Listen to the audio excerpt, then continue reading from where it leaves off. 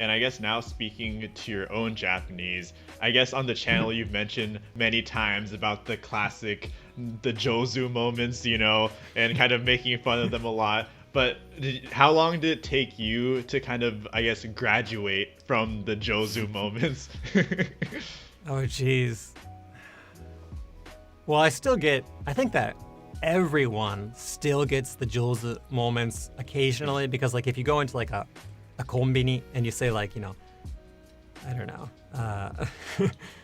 koreo kudasai or whatever, Right.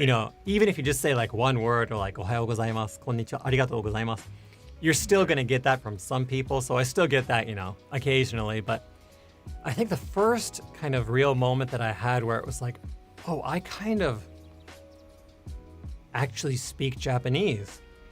I talked about this not too long ago on one of my streams on Twitch, but in study abroad during that year in Tokyo, actually, the first half, I kind of kept my head down and studied pretty hard. And then during spring break, which is long for Japanese universities, I think it was like a month long, I took a 1 week break and I went to visit that same cousin that I mentioned earlier. He was living in Kobe at the time. Oh, wow. As an English teacher. So I took a break from university and I went to go see him, and we hung out for like, again, a week, and we just kind of chilled and, listened to Hamasaki Ayumi and, kind of 懐かしい話をたくさんしました。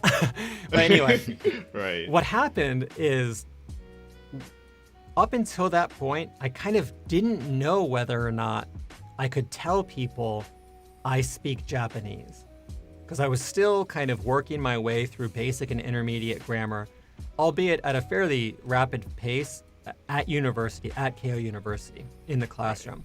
But I felt like there was still a lot that I couldn't understand in everyday conversation.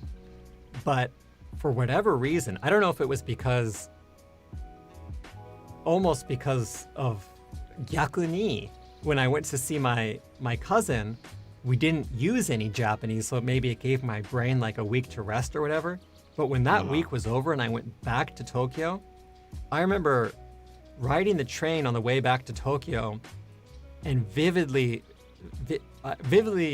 I can vividly remember thinking, wait a second, I can like understand like everything that everyone around me is saying. Like, it didn't feel like this like a week ago. So suddenly it was like all the stars kind of aligned. And when I got back to Tokyo, I felt like I can speak Japanese, or like I can at least understand Japanese. And the first day back at school after spring break, I remember sitting in the courtyard. I was just kind of like chilling, having like a kankohi in the nakaniwa, the courtyard of the university. And this Japanese student next to me started talking to me. He was like, hey, how's it going? Like, where are you from? And we had like a 5 or 10 minute conversation. And he didn't say Nihongo Jouzu to me once. So I was like, okay. It was the moment where Dogen was born.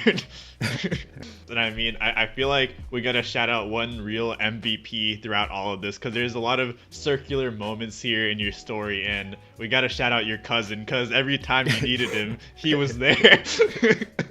Yeah, seriously. I still, like, I mean, I chat with him basically, well, not every day, but very, very often. I had a conversation with him yesterday over Line, and we hung out a couple years ago when my kids were born. He took a visit to Japan, and we hung out. And he did have a very, very big influence on my life, and I've enjoyed always kind of continuing to be in touch with him since then. Right.